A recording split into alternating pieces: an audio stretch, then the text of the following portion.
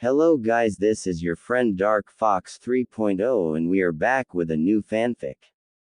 Which is, what if 3 forbidden goddesses chose Naruto, and he awakened a power the Shinobi world couldn't resist? Part 1. And if you enjoy this fanfic then please press the like button and subscribe to my channel for more fanfic like this. And now let's start the fanfic. Begin. Naruto laid on the now empty lakebed of the lake at the Valley of the End, on the precipice of death, 2 holes in his jacket. He was breathing heavily and could feel his life slipping away. Next to him was the unconscious body of his former teammate, Uchiha Sasuke, a slash across his hite and his body was in slightly better condition than Naruto, he wasn't dying. Approaching fast was one Hatake Kakashi, sensei to the 2 boys and their third teammate, Haruno Sakura, as he silently begged to not be too late. His eyes widened in both relief and worry. He saw Sasuke there, but not Naruto. Landing beside the Uchiha, Kakashi looked around for any sign of Naruto. Summoning all his ninkin and ordering them to look for Naruto everywhere, Kakashi tended to Sasuke's wounds, unaware that his target was just beside the Uchiha. Kakashi-sensei, I'm right here. Can't you see me? Naruto whispered even in his mind, tears falling from his eyes as he neared death, not understanding why he couldn't see him. Was he doing this on purpose? Was someone else at fault? In the end, it was with malicious intent as it was ensuring his death. Naruto, hanging on to that last bit of hope, didn't blame Kakashi, but vowed vengeance on whoever was at fault here, even if he was dying. He was Uzumaki Naruto, damn it, he made the impossible his bitch. With his summons returning with solemn expression, Kakashi knew all he needed, and hung his head in sorrow, letting the rain hide his tears. Dismissing them, and picking up Sasuke, Kakashi gave one last prayer. Naruto, I'm sorry. I wasn't there for you. I wasn't strong enough to protect you from the villagers' hatred. I wasn't a good teacher. And now, I wasn't here to save you. I'm sorry. With that, he departed the valley and headed for Konoha, traitorous Genin in tow. When he left the valley, the genjutsu hiding Naruto's presence fell. Always a bit inept in the art of genjutsu, Naruto never noticed it was there, nor when it fell. He laid there, slowly dying, looking over his life. Thinking back, he was disappointed with himself. He couldn't see the signs of so many things: Hinata's perfectly clear adoration of him, Sakura's complete disinterest in him, Sasuke's path down darkness from Orochi Tem's curse mark. Everything was so obvious, but he didn't notice it until now. And he was dying. Move in, a monotone voice said. Suddenly, 10 figures appeared in the clearing, forming a circle around Naruto. They each had their individual quirks, but they all shared one thing. They all wore black cloaks with red clouds. The man leading the group wore an orange spiral mask, a hole over the right eye. He was flanked by 2 others, a blue-haired woman with an origami flower in her hair and stud piercing under her lower lip. The other was an orange-haired man with a style exactly like Naruto's, soul-piercing rippled gray-purple eyes, and piercings all over his face. Further off was the dynamic duo of Hoshigaki Kisame, a gargantuan man with blue skin and a very shark-like face as he held his precious Samahata over his shoulder, and Uchiha Itachi, a stoic mane, Mangekyo Sharingan blazing as he stared impassively at Naruto. Next was the zombie duo, Kakuzu of Takigakure and the Kinjutsu, Jongu, and Hidan of Yugakure, emissary of the occult Jashin. Next was the artist duo, Akasuna no Sasori, in his Hirako human puppet, and the effeminate Deidara of the Iwagakure bomb division. Lastly was the oddity in Akatsuki, and that's saying something, was Zetsu, the plant man, his body half black, half white, as he stared at Naruto. Now is the final step towards my dream, a perfect world, no hate, no war, no anger, just peace. The Kyuubi is ours, the frontmost man uttered in his deep, ominous voice. Not one step further. A melodious, yet threatening to the group, voice uttered. Looking skyward, Akatsuki saw the heavenly figures of 3 women as they descended from the sky. Toby eyed them with mirth. Kill them, he ordered of Kisame and Itachi. Nodding at his order, the duo jumped, intent on finishing the fight quickly, only for their very existence to disappear as dust in the wind. Toba's lone eye widened, only to narrow. Deidara, Sasori, he said simply. Both artists nodded, understanding their order, and already prepared their strongest attacks, Sasori jumping from his shell and brandishing his puppet body, summoning his army of 1,000 puppets, Deidara's hand-mouths creating the clay clone for his C4 technique. Again, they were discarded as dust in the wind. Toby growled at how these women were thinning his numbers. Hidan, Kakuzu, he barked, knowing at least Hidan wouldn't die, his false god would keep him from dying. After this was all done, he would be the only god that mattered. Bring it, you bitches. Jashin-sama will relish your blood. Hidan barked as he swung his triple scythe haphazardly, a style kind of there. Kakuzu merely rolled his eyes and summoned all 4 of his thread creatures and fired a sweetened technique to join their other elemental projectiles. The second woman, in black, grabbed Hidan by his head, the scythe doing nothing against her flawless skin, and tore his soul from his body and crushed it in her hand, ending his existence as his body fell lifelessly to the ground. Toba's eye widened again. Impossible. No one can kill Hidan. Not even me, he exclaimed in his mind. The third woman, in green, merely held her hand up, and the deadly wave of elements veered from their course and drained into her hand, leaving nothing behind. Pointing on finger at Kakuzu, the beams of elements returned, splitting into 5 beams, each piercing all his hearts, killing him as well. The first woman, the one in white, descended on Zetsu and swiped her hand across his chest, bisecting him and causing his remains to turn into a tree, the black half screaming as it was vaporized. Toby looked around as he was now left with 2 subordinates. Merely glaring at them over his shoulder, they nodded at his silent order, Pain readying his Chibaku Tensai as Konan formed her telltale paper wings, whipping up a tornado of the scraps. Again, they were silenced with a wave of the first woman's hand, Pain, all 6 of his paths, including the original Nagato, and Konan all dying as dust. No, no, I am a god. I will not die here. Toby raved madly as he charged at the woman, foregoing his mask, showing his true identity as Obito Uchiha, former friend and teammate of Kakashi thought to be dead on the mission Kakashi received his special eye. And yet, the second woman said, suddenly appearing in his path, grabbing his face. You will, she finished, ripping out his tainted soul and crushing him, ending the existence of Akatsuki. They turned around to their true goal, Uzumaki Naruto.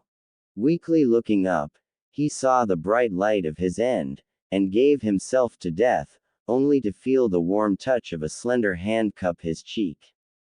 Naruto-kun, wake up, it's not your time yet. A soothing, melodious voice cooed in his ear. Suddenly feeling the energy to move, Naruto slowly sat up, realizing he felt no fatigue from his wounds. Slowly standing up, Naruto looked around, finding he was surrounded by 3 beautiful women in an empty white room. The one that had her hand on his cheek was in pure white. Even her long hair was white.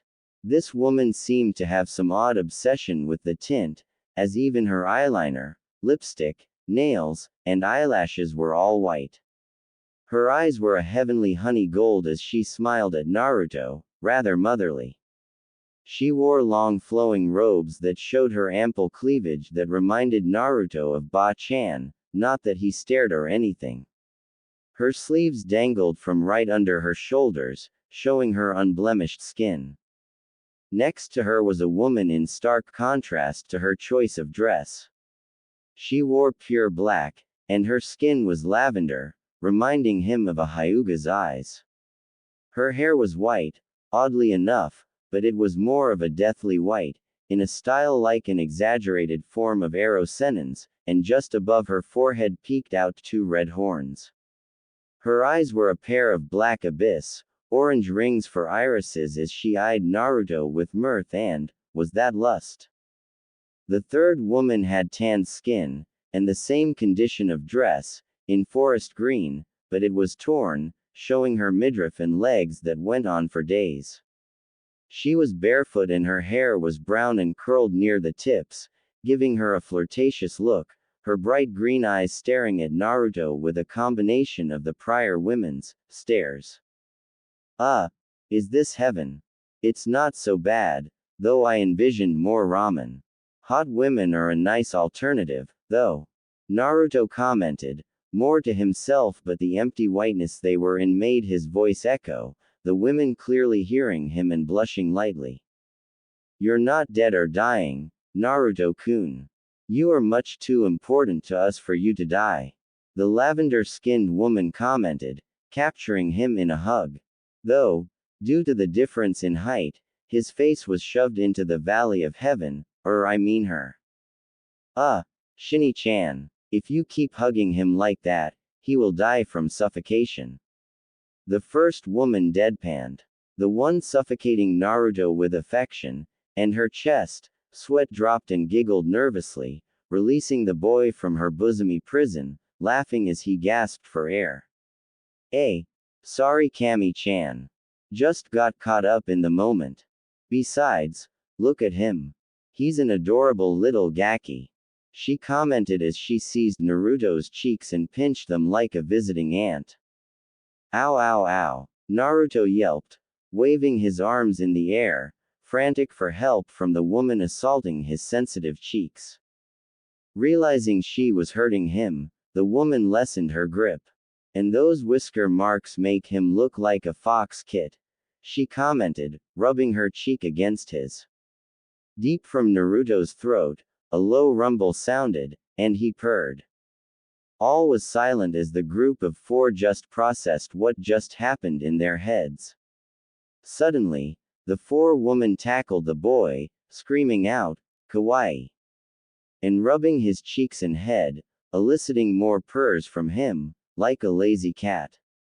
When they finally stopped, Naruto found himself on his back, with a rather nice weight on his waist. Looking up, he blushed horribly as he realized the third woman was straddling his waist, her face red as she panted slightly, grinding her hips against him. He fought a groan that wanted to erupt from his mouth, and managed to squirm away from under her. Now is not the time for that, Kami commented, lifting the woman up by her robes, ignoring Naruto's indignant squawks about being molested. She was completely serious now. Naruto-kun, do you know who we are? She asked.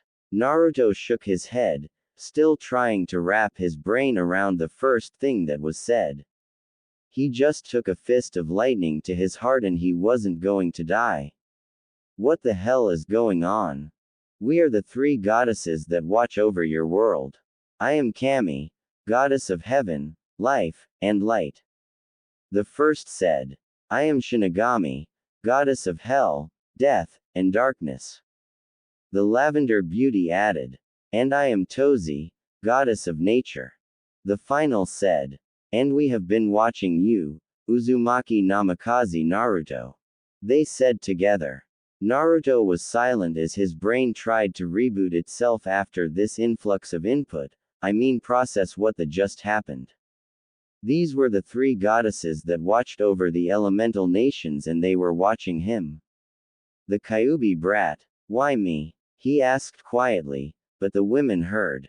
You have massive potential, and we aim to see it brought to fruition. You are the key to true peace for this world.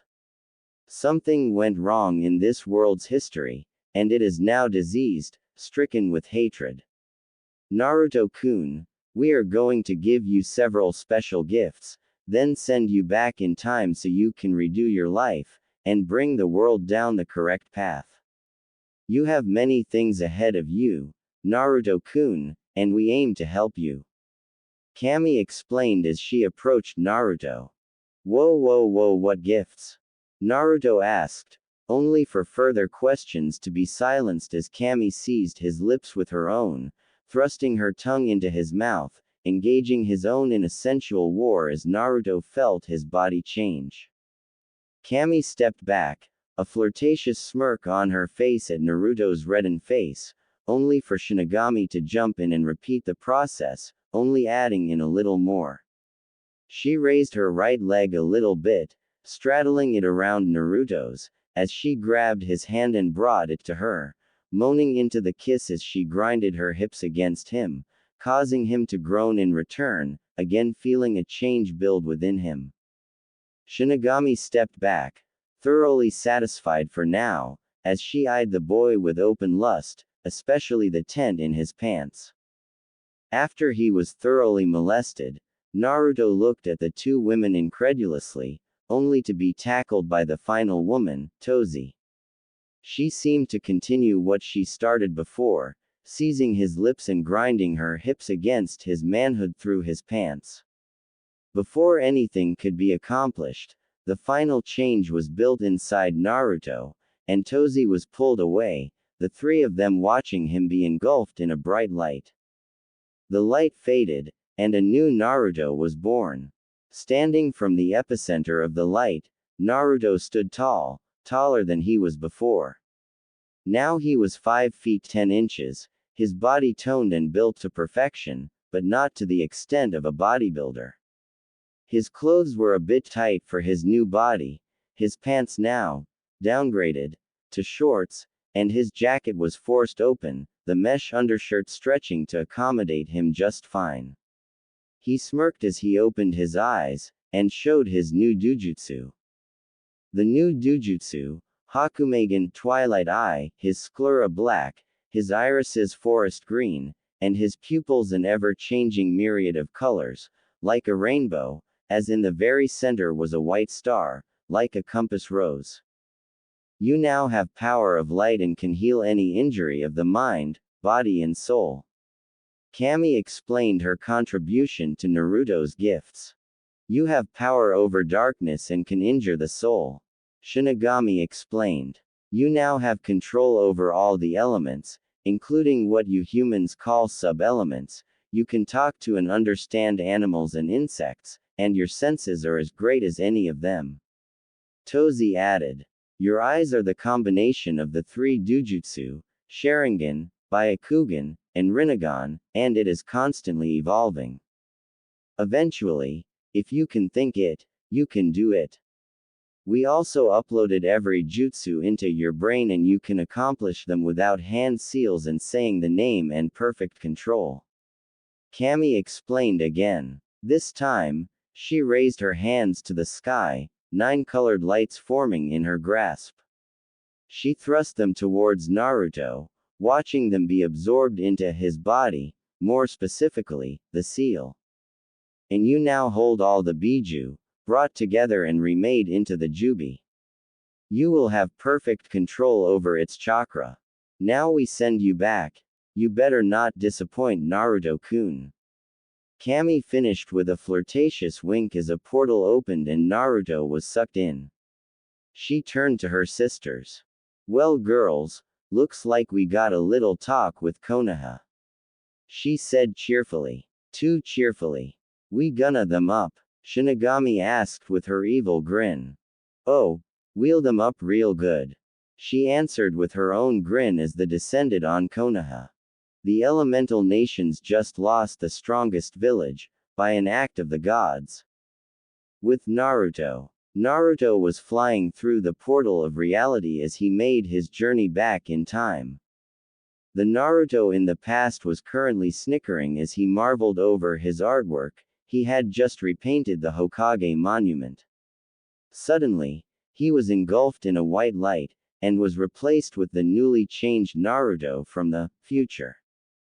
Naruto looked around, finding he was at the exact point where one of the more misunderstanding Anbu attacked him, not just for what he did. He sighed as he sensed the chakra signature of Unagi. "Hello, Unagi Tem," Naruto drawled. "Demon," Unagi said out loud, brandishing his tanto. Naruto sighed. "We really gonna do this?" he asked, only for his answer to be a rush of the Anbu baying for his blood. He sighed again and thrust his hand forward, his arm instantly turning into stone and several shards forming on it. With a mental command of Iwafubuki, they flew forward, catching the Anbu off guard with a child knowing an elemental jutsu, costing him his life as the shards peppered his body, eventually piercing most of his vital organs, resulting in a near-instant death. Staring at the body disinterestedly, Naruto subsequently disappeared in a yellow flash, appearing home, ignoring the ensuing havoc his killing of an Anbu created. He sighed. He seemed to be doing that a lot lately. Looking around his little home, Naruto sighed at the dilapidated abode. "I dealt with this for 12 years. He quietly questioned. Shaking his head, he grabbed one of the small clay figures he procured from a trash can and used chakra to mold it, using his new explosion release to make the clay from his old life useful. Breaking it apart into smaller bits, Naruto successfully formed 4 clay spiders and sent them to the 4 corners of his apartment as he left, walking towards the Hokage Tower. If everything went as planned, they would be put to use. Upon entering the tower, Naruto ignored the secretary's attempts to stop him, claiming the Hokage was busy, and eventual threats of bringing in the ANBU. Opening and closing the doors silently, Naruto walked into the office, frowning at his grandfather figure. "Ji-san, we need to talk," Naruto said plainly. "Naruto-kun, is everything okay? You seem subdued," Hiruzen commented. Indeed, Naruto seemed as if he had a great weight on his shoulders. His eyes lacked that normal vibrancy he knew to expect of Naruto. "Look, I'm going to cut to the chase.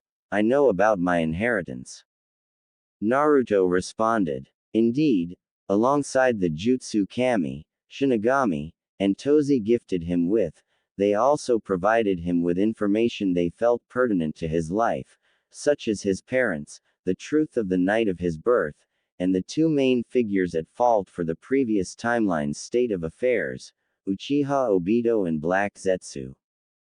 They explained that Zetsu was the manifested will of the Raikudo Sennin's mother, Otsutsuki Kagaya, and he manipulated the entirety of Shinobi history in a convoluted plan to revive Kagaya, masquerading himself as an ally and pawn of Obito, who planned to enact the Tsuki no Mi to bring the world under one giant genjutsu, to erase pain and hatred and war. Of course, that was some heavy shit, so Sarutobi didn't need to know that. Oh, also, Jii-san's alive. It took all of Naruto's willpower to not break down when he saw the final, definitive proof that this was the past. The Sandaime was alive and well. Hiruzen's eyes turned hard, and he dismissed his Anbu and put up a privacy technique. "Explain," he demanded. This was not Naruto's Jii-san, this was the Shinobi no Kami, the Purofessa, the Sandaime Sarutobi Hiruzen. "Would you believe me if I said the Kyuubi told me?" Naruto offered with a raised brow and flat tone. To be honest, that was not even half true, more like a third true. The Kyuubi was now replaced with the Jubi, who was quite amorous towards her new container, and she didn't tell him anything, other than things she'd do to him when he was older. But then again, Naruto couldn't exactly say, I came from the future, and 3 goddesses told me on my deathbed and sent me back in time with god-hack powers to save the world. Hiruzen's eyes turned sharp as daggers, and he was not amused. How did you find out about it? And how can you even trust it? He asked incredulously. To be honest, it's probably the only one I can trust in this entire village, that includes you since you kept this from me. Naruto responded, taking the first step towards some much-needed venting. Sarutobi's eyes turned heavy with sorrow and guilt. Naruto-kun, you must understand why I didn't tell you. Your father had many enemies, both inside and outside of the village, and what? You thought I would blab that secret once you told me. Did you really think I was that stupid as a kid? If you told me, then said this was a dangerous secret, I wouldn't have run around, screaming that I was the Yondaimi's son. I thought you trusted me, Hokage-sama. Naruto interrupted, using his professional title to show just how much Hiruzen had fallen in his eyes. Growing up alone, Naruto was forced to understand the negatives and positives of his actions, to avoid further scrutiny by the villages, so he most certainly wouldn't have ran around the village screaming something like that everywhere he went. But apparently, his JII-san didn't think he was that smart. Hiruzen recoiled as if physically struck, before he realized the truth in Naruto's words, and his eyes, and heart, grew heavier with grief and regret. Naruto-kun, I'm sorry. I'm sorry this old fool couldn't see something so obvious. He apologized vehemently. Just give me my inheritance so I can leave. Naruto demanded, now thoroughly annoyed. Without speaking, the Sandaime got up and undid the Fuinjutsu hidden safe behind the Yondaimi's portrait, which Hiruzen swore was scowling at him, and retrieved 2 scrolls. This one is a letter from your parents, it has the key to the estate and instructions on entering the gate, and the second has techniques they each wanted to pass to you. He explained, giving the blonde his birthright, also adding a small note with directions to the estate. Silently, Naruto nodded and left, scowling at the secretary with such ferocity that her bitching died in her throat. Namikaze Estate. Naruto looked up at the abandoned home, having passed through the gate by administering blood and chakra, finding it was in near-perfect condition, oddly enough. Just some cracks and cobwebs, nothing a few Kage Bunshin could solve. Speaking of which, without even a single twitch, 5 Bunshin poofed into existence. Get started on fixing this mess. He ordered, sitting down to read his parents' letter after handing the key to one of the clones. He started with the Yondaimis first. Hey there, Naruto, I guess you know this is from your dad. I'm sure I'm supposed to write something about life lessons I wanted to impart on you that I can't in person because of, you know, the Kyuubi and all, but I'm drawing a blank right now. I'm sure your mother has that covered. I don't really have a lot of time to talk here, the Kyuubi's currently wrecking the village. But I suppose if there was any moment for me to get sentimental, I think this would be it. Depending on whose letter you read first, or if Hiruzen told you this, but when I first met your mother, we didn't exactly hit it off. It wasn't one of those, love at first sight, kind of things you see in bad romance movies. No, we sort of hated each other. She was loud and abrasive, sometimes violent, and I was, to quote Kushina-chan, flaky. Naruto had a good laugh at that, considering those were his first thoughts when he saw the Yondaimi's face before he chose him as his idol and hero. Anyway, we didn't really get to know each other until she was kidnapped by some Kumo bastards, something about her special chakra. Anyway, she left strands of her hair for me to follow, and I saved her. After that, we started working together a lot, then we fell in love. We got married during my reign as Hokage, but due to that same fact, we had to keep it hidden. When I first found out I was going to be a father, I fainted.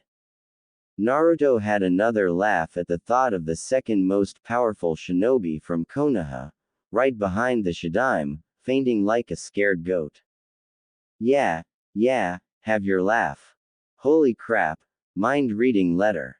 After I came to, I was probably the happiest man in the world, and Kushina-chan was even happier. We couldn't wait for you to come into our lives, and when the day finally came, we were even happier. Then the Kyuubi came to shit all over it.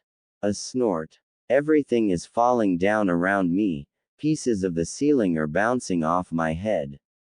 I know what I have to do to stop the Kyuubi and save Konoha. Naruto. I'm sorry. I don't do this to curse you. I do it because I know you are strong enough to turn this around. No matter what people say, you're a hero to Konoha. And I couldn't be more proud to be your father. I love you more than anything, and I know you'll come a long way in this world. Remember that, no matter what, we'll always love you. Your mother isn't exactly in a position to write for herself, but I'm writing for her, this is her part. Hey Sochi-kun, it's Mom. I'm not really up for holding a pen and paper. In fact, I'm losing a lot of blood. Most Jinchuriki don't survive having their biju taken out, and I'm only alive for now because of our Uzumaki heritage. We sure as hell can take a beating. Minato-kun told me what he plans to do to stop the Kyuubi, and while I don't 100% agree with it, I know it's really the only way to stop it. I won't last much longer, so I'll make this quick. You're going to experience a lot of pain and suffering, trust me, I know. But never lose your path, remember who you are. Find a goal, a dream, and don't stop trying until it comes true. There's so much more I want to say to you, to teach you. I want to stay with you, and see the man you grow up into. My precious Sochi-kun, I love you. Your parents, Namikaze Minato and Uzumaki Kushina. On then the tears. Naruto signaled as, indeed, he had tears falling from his eyes. This letter was the answer to the biggest question he had since he could remember. Did his parents love him? And the answer was yes, incredibly so. When Mizuki told him he held the Kyuubi, or was it, but we're splitting hairs here, he felt a bit of resentment towards the Yondaime. Why did he do this? Was it to curse him? Was he really the only choice that night? Now he knew. His father had faith in him to be the hero of Konoha, to hold the beast on incalculable power back with his willpower alone. It wasn't a curse, despite the Kyuubi's less than friendly nature. And Naruto knew even if there were other children born that night, that his father couldn't ask of those parents something he wouldn't be willing to do himself. Naruto belonged to a family of heroes. Sighing with a truly content smile, Naruto refolded the letter and tucked it away into one of his pockets. He didn't look at the jutsu they left because, obviously, he already knew them. In fact, he knew every jutsu that was, is, and maybe will be. And he had them mastered to perfection, as well as the Jubi's chakra, ignoring the purring at the mere mention of her, so what was there to do? Well, now that he thought about it, their gifts seemed to specify actual techniques, like ninjutsu and genjutsu, and while he knew taijutsu and bukijutsu techniques, he didn't actually have a style that fit himself. So he would need to rectify that. Oh, and he should work on the Rasengan. Ero Sennin mentioned that the Yondaime, it was still a bit too soon to call him Two-san already, never took the technique to the next step, which was incorporating elemental manipulation, because of his untimely death. So Naruto could work on that. And then he had to familiarize himself with the powers of his new dujutsu, and there was still that business about it being able to evolve, however that would work. Oh, wait, Naruto just realized, before putting his hand up in a one-handed Tora seal. Katsu. His apartment went up in flames, the blonde putting the spiders to use. He didn't need the place anymore, and it would just be a reminder of his weak self. He didn't really care about the repercussions, since he had a new home, anyway. He also overheard the landlord plan to have the building demolished anyway. With him inside, asshat. Next step, he needed new clothes. While his current body didn't reflect his new form once the goddesses upgraded him, he planned to rectify a whole lot of things. As far as he knew, he would appear how he was remade in his mindscape only, for now. He was about to leave the compound to go to his favorite shop for supplies, Higarashi's forge, until he realized that, as he was now, he wasn't a shinobi yet, so they wouldn't sell him anything, even if Ichiban-san was nice. He also realized he had a technique that could fix his problem, anyway. On ninjutsu, what can't you do? Okay. So Yin. Naruto looked to his right hand, and it now cradled a black flame. And Yang. His left held a white blaze. To create from nothingness. He brought his hands together and closed his eyes to concentrate on the very technique that created the Biju, the Banbutsu no Suzu. In a flash of light and chakra, Naruto's clothes changed to fit his new design. He kept the mesh underneath, but his shirt turned into a simple black uniform-style jacket with an orange zipper, 2 stripes near the bottom, and one at each elbow with the rest of the sleeve from where a second stripe would start becoming orange. He had the kanji for the 3 goddesses across his shoulders and a red armband on his left bicep with the Uzumaki swirl. His shorts turned into full-length pants that remained orange from the knees up, but became black from there down. He still had his kunai pouch tied to his right thigh, and he changed his sandals to black copies. Yeah, that's nice. Naruto looked down at himself with a smile.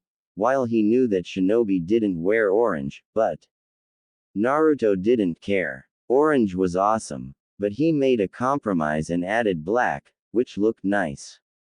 Now, what should I move on to next? Let's go with the Rasengan. It'll be easier than deciding a taijutsu style for myself, what with my indecisiveness, and I'll think over whether to take up kenjutsu afterwards. He admitted. Raising his right hand, Naruto instantly formed the grinding sphere, then raised his left hand and channeled fire chakra, the element being the most prominent in Hai no Kuni. Fire release chakra is formed by superheating one's chakra. Applying that to the Rasengan, Naruto brought his hands close together, almost instantly applying the elemental chakra to the Rasengan due to his mastery of jutsu. The jutsu of the Yondaime turned red-orange and was set ablaze. Naruto frowned at the simplicity of the technique. Well, that didn't accomplish much. Now I'm just holding a fireball, it'll just be a hot Rasengan. Well, it might still be a viable technique. Let's see. Creating a clone with the command to creating a normal Rasengan, both Narutos took a stance to charge before kicking off towards each other. The techniques met in the center, and a struggle began, though was short-lived, as the elemental Rasengan quickly overpowered the normal version, dispelling the clone once its torso was set aflame around the impact area. Did not think it would be that much better. Guess it's viable, after all. This can only mean one thing. His face became stern and serious. I'm a genius. He struck a pose Guy and Lee would be proud of, gleaming shit-eating grin for all to see. At that moment, all of the clones had received the memories of the defeated one, and one of the few in Naruto's view gave him a thumbs up for the technique in his new clothes. Good to know. I approve of my tastes in clothes. Naruto chuckled. So we got a Kaden. Rasengan, I guess I should try the other elements, and maybe, I dunno, stronger versions. I've seen the shit some of these elements can do, so it would only make sense that the already crazy strong Rasengan can seriously wreck some shit if you throw in an element or two. He reasoned. From the future, blessed by goddesses, in the end it didn't matter. Naruto was still Naruto, and Naruto liked things that went boom. Just as quickly as he made the Kaden variant, Naruto made the other 4 in 15 or so minutes, observing the various effects the elements had on the Rasengan. Water gave it small tides that orbited it, and created a large, forceful splash when it hit something. It actually knocked over the tree Naruto used as a target. Wind gave it small blades, like a Fuma shuriken, and created incalculably numerous cuts on the target. Lightning actually shrank the Rasengan a bit, to about 2/3 its size, and crackled with electricity.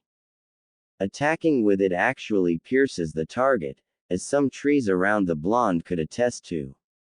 Finally, Earth release was a bit difficult, due to its nature as solid, slow, and generally unmoving, but Naruto managed to make it work. It actually turned the Rasengan into a little morning star, with rock shards creating spikes that orbited the sphere. Using this technique allowed him to tap into his inner brute and just smash. And then it exploded with rock shards. Ow! Pleased with his progress, and seeing it was only around 2 p.m., Naruto moved on with his to-do list, leaving the super versions of the elemental Rasengan later in exchange for more overall progress. The next thing he mentioned was, actually, hey, Jubi, he received a belligerent, ahem, and mentally sighed. Kashin-chan. Yes, Naruto was also surprised when the Jubi decided she wanted a name. Granted, he was surprised when it turned out to be a woman, and appeared to him as a human, but when he saw her true form, he preferred talking to a human face than a whatever sort of animal that form could be categorized as. Or a tree. Anyway, the Jubi decided to combine Shinju, the tree, with the woman from which all chakra originated, Otsutsuki Kagaya, thus, Kashin. She had also taken a shine to Naruto quite fast, once she heard the goddess's plans to fix the elemental nations, a journey to peace.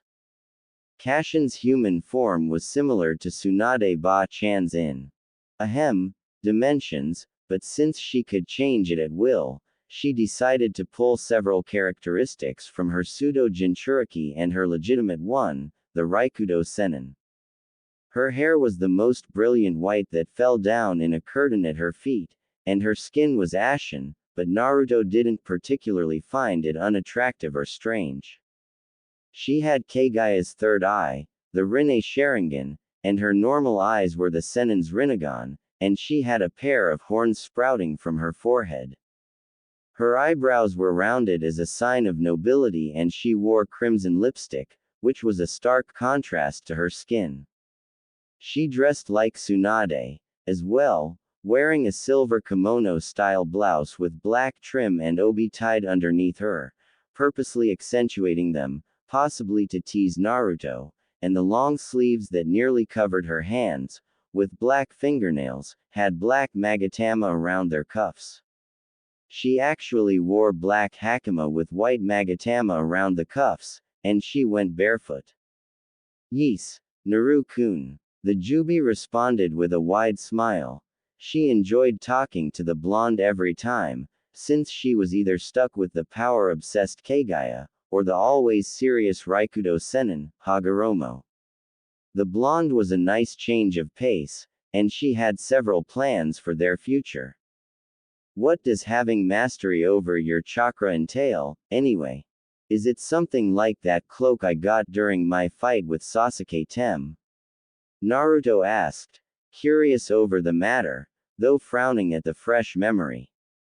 Something along those lines. Having mastery over my chakra is like having mastery of all the other Biju's chakra, so you have access to their abilities. As my Jinchuriki, you also have access to Raikudo Senjutsu, a heightened state of senjutsu that enables you immense power, access to the Gudodama, and levitation. She explained whilst lounging on a large rock in the field that now represented Naruto's new mindscape. Single quote. Okay.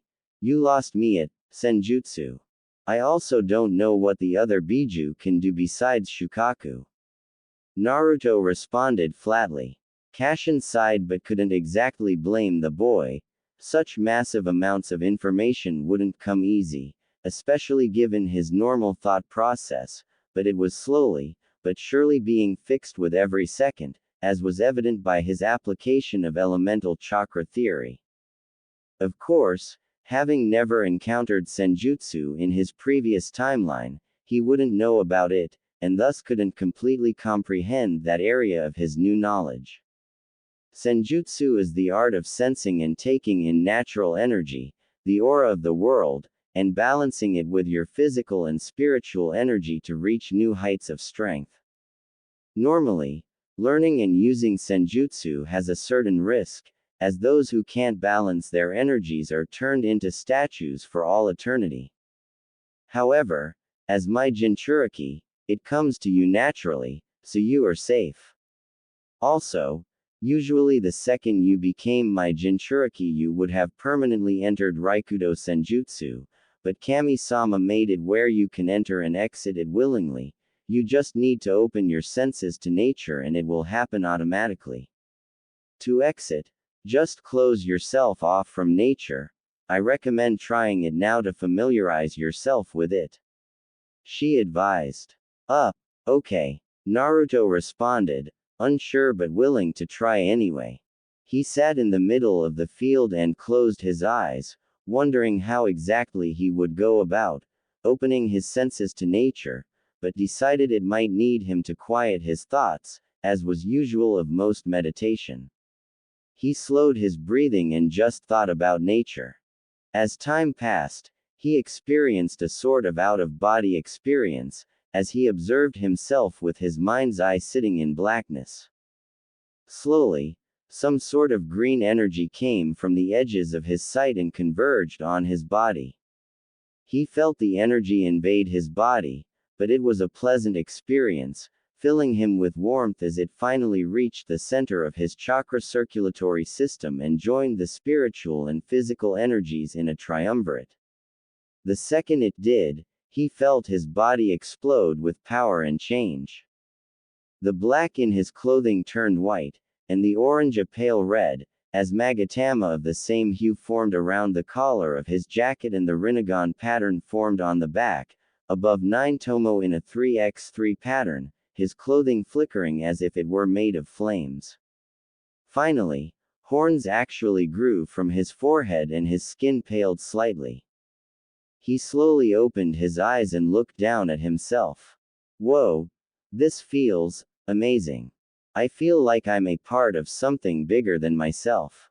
He commented calmly before trying to get up. He ended up floating above the ground once his legs straightened out. Oh, there's that levitation you mentioned. Cool. Anything else I should know? Naruto asked coolly, taking everything in stride. Well, you can create chakra arms since you are covered in chakra, and have access to the Gudodama. She offered simply, enjoying the sun shining down on her, lazing out on the rock by now. Merely humming inquisitively, Naruto reached his arm out towards a tree and concentrated on the chakra covering it before willing it to form. Quickly enough, the chakra on his arm came to life and extended into a long, clawed arm that stretched all the way to touch the tree, which was a considerable distance, considering Naruto was still in the middle of the field. Smiling softly at the capabilities of this ability, Naruto retracted it, but kept it out for something he wanted to try. With the base of it having moved to his back, Naruto willed a certain amount and type of chakra through it and smiled when the Kaden, Rasengan formed in its grasp. Dispelling it in the arm, Naruto looked over his shoulder at the black orbs behind him, one of them moving around to be in front of him for ease of viewing. I can control these with my thoughts. That's pretty neat. What do they do, and what exactly are they? He asked.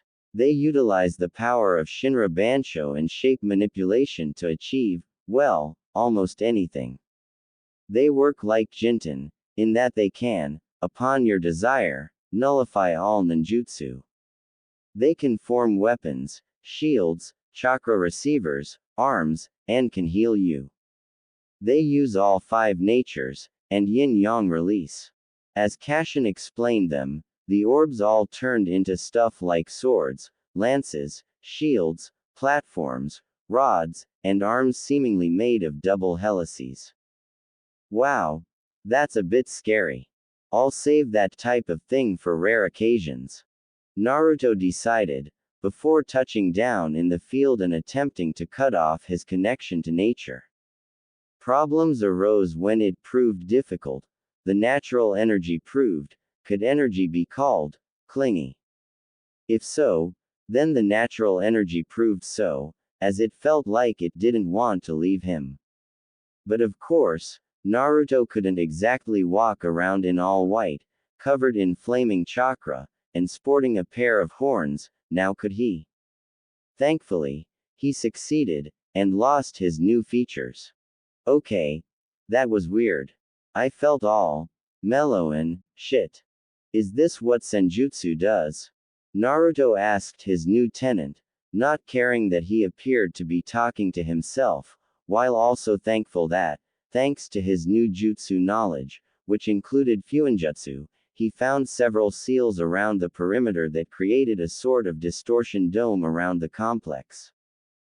To anyone on the outside, Naruto actually wouldn't even be there. It came in handy to revert all attempts at spying on the boy pointless, and it could hide anything, barring something like an explosion bigger than the dome, or a biju. After a quick giggle at his description, Kashin responded. Sort of. When you take in natural energy, you are assimilating the very essence of the earth. Most of the time, nature is at peace and serene. Of course, there are also moments when nature will show everyone else who's boss and start wrecking some shit. But most of the time, Senjutsu tends to calm the mind, Raikudo Senjutsu especially, given its origin. She explained.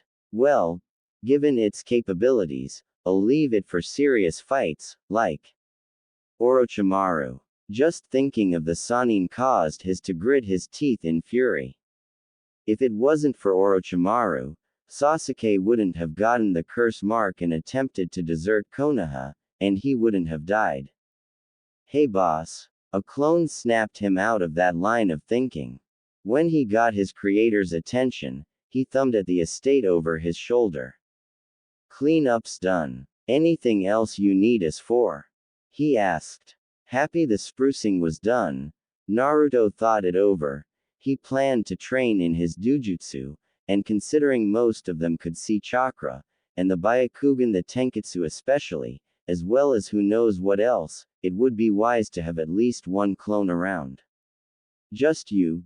The others can dispel. I'll be working on the dujutsu next. He ordered. Okay then. You heard. I am, boys, bug off.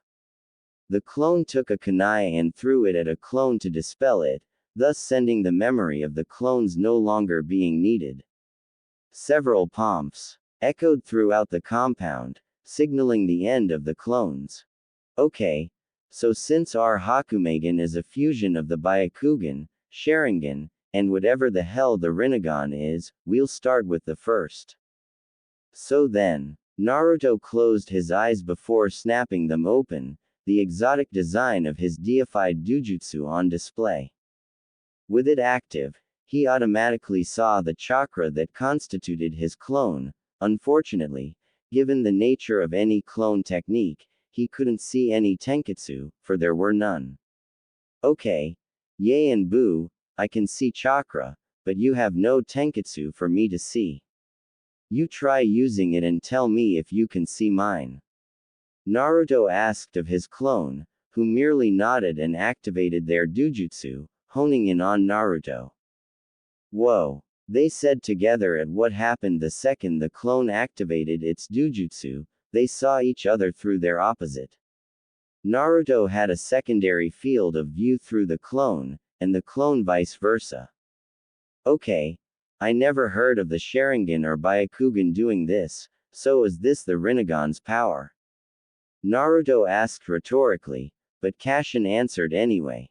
One of them, the Rinnegan actually has 7 central paths, which each have their own powers. This shared vision is part of the Gedu, which also entails the manifestation of chakra receivers you can form from your own body, chains strong enough to bind even the Biju, and resurrect the dead, at the cost of your own life force. Tendo deals in gravity manipulation. Gakido lets you absorb all forms of chakra, either through jutsu or physical contact. Jigokudo, interrogating through using the King of Hell. If they lie or refuse to answer, it takes their soul, and if they tell the truth, they just pass out from exhaustion, and restoring damage to bodies. Shirado temporarily turns you into a machine, filled with numerous weapons. Chikishudo lets you summon different animals, and Ninjendo allows you to read someone's mind by ripping out their soul. Kashin lectured so he wouldn't be in the dark on a large part of his abilities. Quote. Damn, that is so broken. But I don't care 'cause it's mine now. Naruto responded with a large grin. Well, guess I should work on those, then the Sharingan. So, I imagine the chains are made the same way as my Ka-san's. Naruto commented, before the information he wanted entered his mind. When he knew what he was looking for, it was easy to find.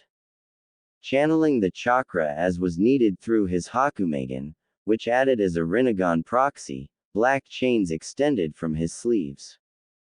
Content with that, while knowing he couldn't exactly test how much they could restrain without raising a few red flags in the village, he moved on to the chakra receivers. Channeling dense chakra to various spots on his arms, several black rods grew out of his skin. Oh ho ho K, that feels weird. Naruto commented. Cutting off the flow and shaking his arms, Naruto accidentally sent them flying, dispelling his clone in the process, before twitching for a second. Okay. Apparently they disrupt chakra. That also felt weird. He discovered. Not up for bringing back the dead, so let's work on those paths. He decided.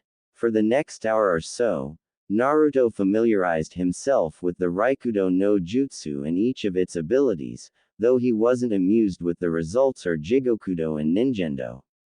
With the former, his clone said he was the best boss ever, and the King of Hell killed it. So it lied. With Ninjendo, after yanking its soul out, which was technically a part of his soul, so it returned to him either way, he read its mind. You're a shitty boss. Are all his clones assholes? Anyway, after that, he moved on to the Sharingan portion, which, to his knowledge, didn't really give him a whole lot. It just allowed him to perceive his clone's actions before it even moved. The jutsu copying was useless, since he knew all of them. All in all, the Sharingan part was supremely disappointing. Until Kashin mentioned there was a whole slew of abilities he never encountered. She told him about the Mangekyu and Ain Mangekyu Sharingan, and the abilities they garnered. Naruto was perfectly fine with the Genjutsu by eye contact, Tsukuyomi. He was willing to accept the Eternal Flame by eyesight, Amaterasu. What he didn't buy was the Giant Flaming Warrior, Susanoo. Seeing as there was nothing he could do about it, he just familiarized himself with the 3 techniques, as well as these supposed personal abilities that appeared for certain Uchiha. Thought he tried to be quick with his use of Susanoo, as Naruto wasn't 100% sure if the barrier could contain it for extended periods of time. Kamui was pretty cool, both the intangibility and teleportation parts, and the Koto Amatsukami was a bit terrifying in how powerful it was in the manipulation of memories and genuine mind control. He wasn't even going to try Tengai Shinsei, though. He wasn't about to drop a pair of comets for the sake of training. Can you even call this training? That would mean he was refining and perfecting his techniques, and we've been over this. Anyway, the Byakugan proved to be a welcome change of pace from the absolute bullshit, being broken as shit from the Sharingan and Rinnegan. 360 degrees of vision, once 359, but utilizing that portion almost instantly, evolved it to a complete circle. So that's what they meant. That probably won't be the extent of it, though, for the future, about 50 meters of extended vision, X-ray vision, though the barrier around the compound blocked his vision to the rest of the village, so there was a limitation, and the ability to see the tenketsu, chakra pathways, and even elemental affinities. Thank you again, shared vision, though that last one was a weird quirk. Not much in comparison to the aforementioned Dujutsu, but it got really good when brought hand in hand with the Juken. Unfortunately, he couldn't really train in it because a normal strike, enhanced with chakra or not, would dispel his only medium for training it, clones, so he couldn't tell if he was doing it correctly or not. And he didn't exactly want to subject himself to letting a clone do it to him, F that noise so hard. So he settled for what he could, which included Neji's Hakusho Kaden, so that was fun. Getting his body used to using the Juken was a task in and of itself, since it required smooth, fluid movements, and a level of grace he wasn't accustomed to. But of course, like anything else, Naruto persisted, and got himself acclimated enough. With that, he tried his hand at stuff like Juaho Shoshiken, Haku Kusho, and the insane Yasogami Kugeki. Of course, he had to send that last one skyward, since he'd flattened many trees with the giant fists it projected. Kashin-chan mentioned that last technique was something called a Keke Mora, one of few techniques belonging solely to Otsutsuki Kagaya, the human progenitor of all chakra, and her clan. She also mentioned that the aforementioned clan had a dujutsu of their own, but he couldn't assimilate its properties until he met another Otsutsuki, so he could properly observe their chakra. Until then, he'd have that carrot dangling in front of her. Anyway, now came the defining moment, choosing a taijutsu style. And maybe kenjutsu. Of course, he technically knew them all, but trying to incorporate all of them into his fighting style would be insane. Then again, just choosing one would be a waste of resources, so maybe 3. He could switch between them on the fly, or maybe combine them. Going along that vein, he might even eventually find some way to incorporate them all, using bits and pieces to create an entirely new style. A daunting task, but Uzumaki Naruto was known for doing that type of stuff on a daily basis. Sorting through all the jutsu he knew, Naruto found 3 styles that intrigued him, while chuckling at one of them. He chose Kakuren Disturbance for its unpredictability and versatility. While it was originally a kenjutsu style, it can easily be adapted for taijutsu. Kajken Shadow Fist for its focus on attacking the opponent's weak points for maximum damage, and Kitsune Sum Fox Claw for its speed and strength, focusing on an animal-like stance and the use of chakra to enhance attacks.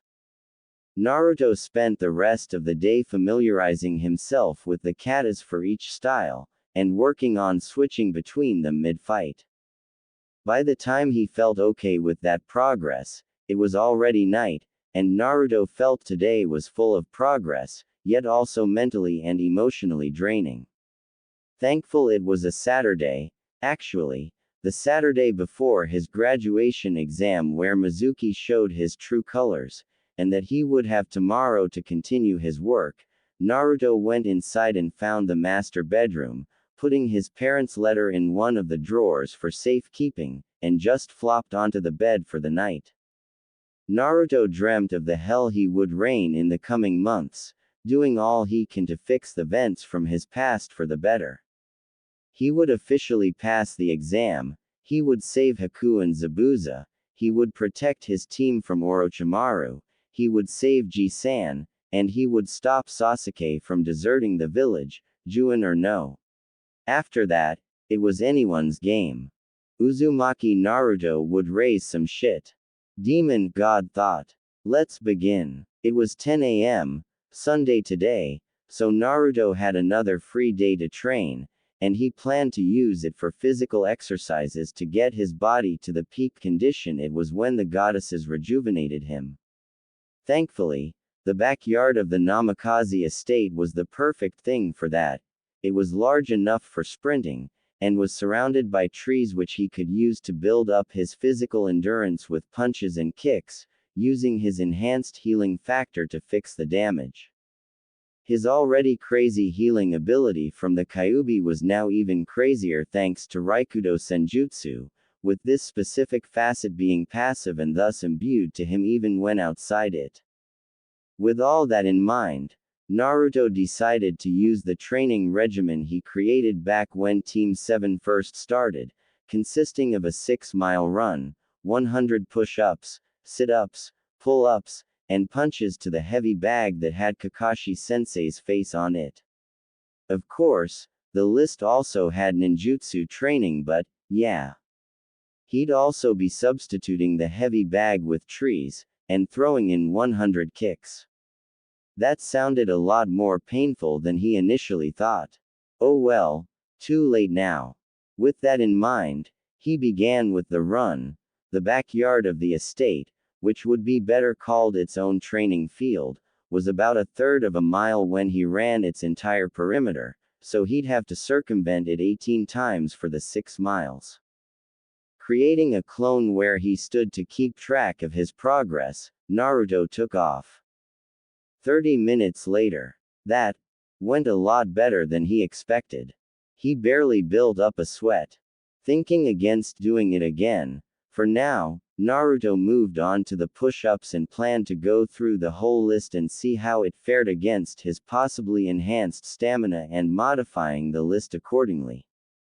1 hour later. 100 push-ups, sit-ups, pull-ups, punches, and kicks, those last two being a bit painful but subsiding halfway through, amounted to not much against his stamina. So, from there he would double it and see where it got him.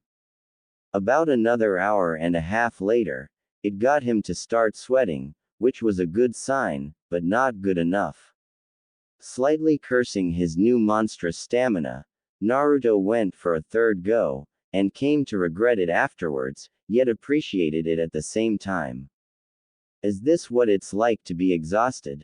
If so, it kinda sucks. But this is good. This is my limit, so it's a benchmark to start from for these exercises. 18 miles, resulting in 54 trips around the field, and 300.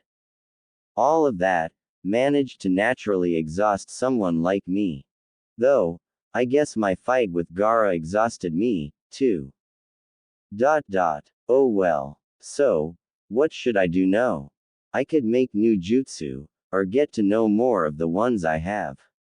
Actually, I feel like having some ramen.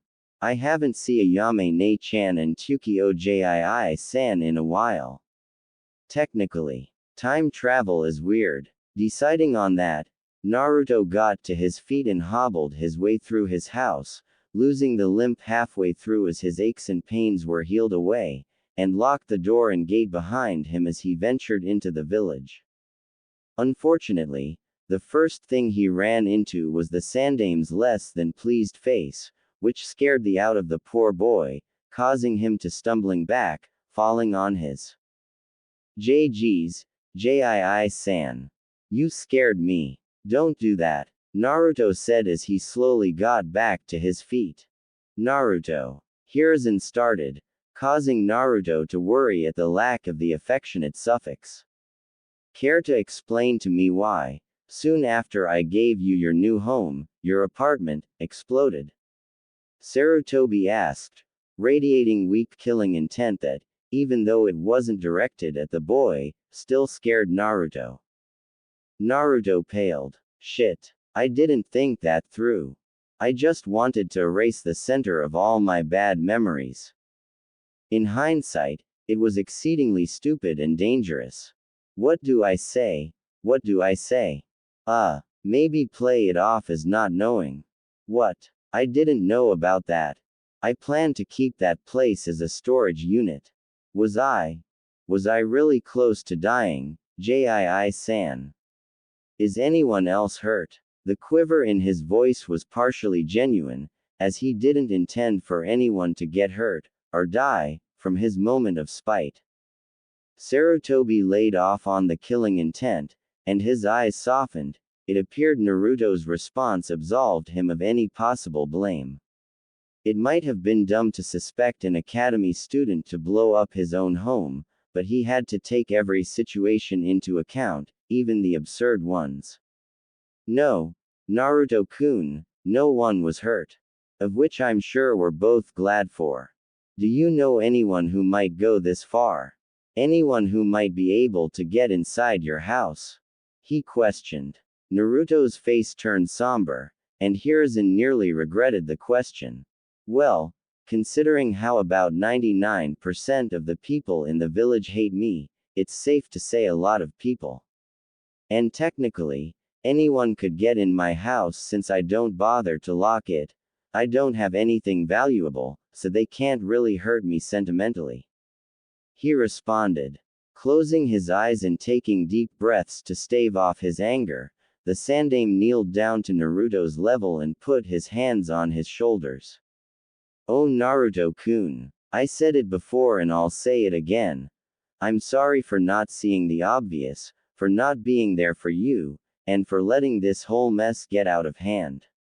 I hope you can find it in your heart to forgive this old man for his mistakes. Tears were slowly leaking from the Sandaime's eyes.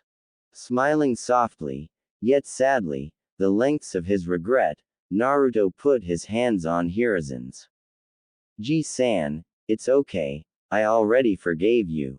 I'm not really one to stay mad at anyone for long, and you were doing what you thought was right, so I can't fault you for that. Now stop crying.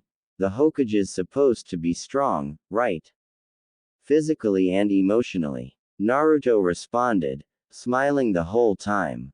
Despite what he said, the Sandaime actually cried more, this time in joy and relief, pulling the boy into a hug, surprising him for a bit before it was returned. Oh Naruto-kun, you're right, a Hokage should be strong, but a Hokage is also still human, and sometimes, one just needs a good cry to cleanse the soul. With a heart as big as yours, I should have known better, but thank you all the same for forgiving this old fool. Sarutobi thanked while wiping his tears. With that whole business out of the way, I came here for another reason. With your academy graduation exam tomorrow, I wanted to say that I fully expect you to graduate and become a shinobi of Konoha. If I want to give you my hat one day, you'll need to be one to take it, don't you think? He asked rhetorically, breaking into a chuckle which Naruto joined in. Definitely, JII-san. I'm certain of my graduation, so you better be prepared to give me that hat one day. Naruto announced like he always did. Laughing heartily now, his heart lighter, Hiruzen merely nodded. Then hold up your end of the bargain, Naruto-kun, and graduate to become a shinobi the likes of haven't been seen since men of your father and our esteemed Shidaime's stature and prowess. He responded, believing wholeheartedly that Naruto can reach such heights. Thanks for believing in my all the time, Jii-san. I plan to make you proud. Naruto assured before running off, waving back at the Sandame. Waving back at the retreating boy, the Sandame returned to the investigation, intent on finding the person who attempted such a horrible thing, blinded by hate. With Naruto, like always, he ignored the glares and whispers, this time not being affected by them at all. Though he noticed he got a few looks from his new clothes, and he felt them concentrating on the kanji on his back when their eyes fell on them. He didn't care either way, and just made his way to Ichiraku's, a smile forming on his face when it came into view. Ducking through the banner, Naruto announced his presence. Ayame ne-chan, Tsukio Jii-san. He hollered exuberantly. Naruto. Ayame responded questioningly, slightly confused putting the face and clothes together, but more relieved once she saw he was okay. Her eyes were red, possibly from crying once she heard news of his house going up in an explosion. Naru-chan. She tackled the boy right over the counter, latching onto him and refusing to let go while crying anew. Crap. I guess she was worried because of my work with the old place. I should really think things through from now on. Ayame ne-chan, it's okay, I'm fine. I'm guessing you heard about the business with my apartment? He asked, only to receive more sniffles and sobs. That's putting it lightly. Kiddo, we were both heartbroken when we heard the news. But seeing as you're here, you weren't inside when it happened. Tsuki spoke up on her behalf, his constantly closed eyes giving nothing away, but the dried tear streams down his face betraying him. Yeah, apparently it happened while I was on my way to Jii-san for some business concerning a new abode. When it happened, I was actually just talking to him about the whole thing and we both think someone snuck into my place. Idiotically, I always left it unlocked since I had nothing for anyone to break that I would really care about, and planted explosives.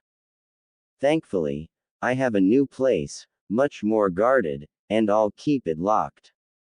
It's not like they can really get to it, anyway, given the security measures. He explained, before looking down at Ayame, who appeared to have calmed down. You good, Ne-chan? He asked softly.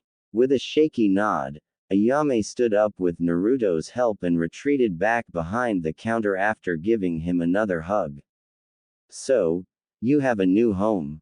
How do you manage that? She asked, attempting to steer the conversation away from that whole mess since it was no longer a factor. It was family business. I found some information pertaining to some living arrangements, and I came to collect.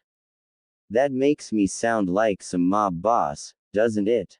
Naruto asked in the end, receiving a pair of nods and amused smirks, before Tsuki realized something. So you know? He asked grimly. Naruto blinked owlishly. You know. How? He asked, simultaneously confirming it for Tsuki and wondering how since it probably wasn't common knowledge. He hoped. Kid, I've been serving ramen here for over 30 years, and the only people who are able to eat me out of ingredients are you, Uzumaki Kushina, and the Yondaime that one time when she just kept egging him on. He explained, smiling in amusement at remembering that day. Kushina basically dared Minato to a ramen eating contest. Of course, she won, but the Yondaime came to regret accepting, both financially and gastrointestinally. It must be an Uzumaki thing to put away that much ramen and not suffer the consequences. Well, beyond Naruto's stunted growth. Taking only a beat to realize this, and process that image, Naruto chuckled. Well, I guess the cat's out of the bag. Yeah, I know about them, and I went to the Hokage for my inheritance.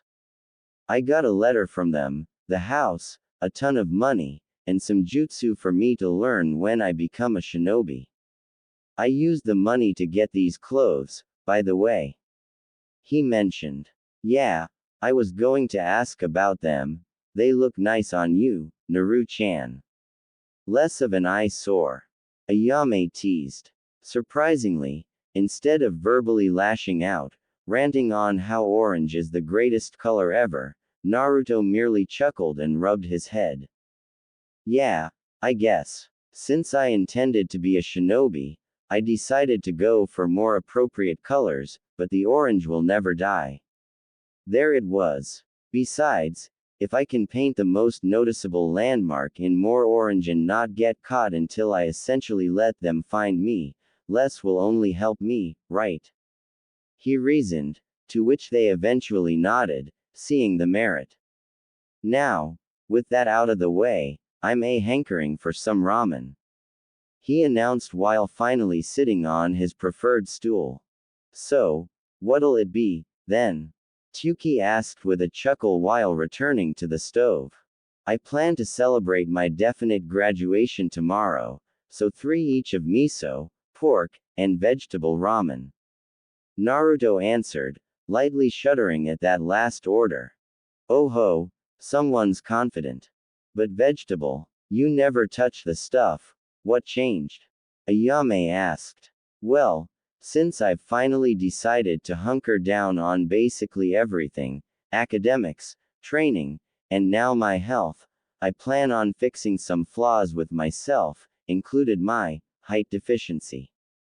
Yes, let's call it that. It hurt his pride less. You mean you being short? Ayame immediately shot that chance of saving face down. Quote. Yes. Naruto relented with waterfall tears. Comin' right up. Tuki responded, getting to work. So what makes you so sure you'll graduate this time? Ayame asked since her services weren't required. I'm not exaggerating when I say I know everything I need to pass the exam. Naruto explained truthfully. Really, the only thing that kept him from graduating the first time was the Bunshin no Jutsu.